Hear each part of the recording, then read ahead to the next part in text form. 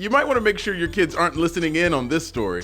We're about to discuss some uncomfortable truths about Santa Claus. Between the stories, songs, and movies, there's more than a century of cultural weight behind the guy who lives in the North Pole. He even has his own government conspiracy. NORAD's tongue-in-cheek Santa tracking campaign dates back to the 1950s, and it's all to lie to children. That has to be bad, right? Some psychologists argue that when children learn the truth about Santa, it can damage the trust they have in their parents. But that's not what studies so far have shown. It's true that kids are impressionable. The more parents push the Santa myth, the more the kid will believe in it. Young children tend to trust the things they're told aloud. And if kids of the right age see evidence that supports a claim, like say the cookies and milk left out for Santa getting eaten overnight, they're more likely to believe.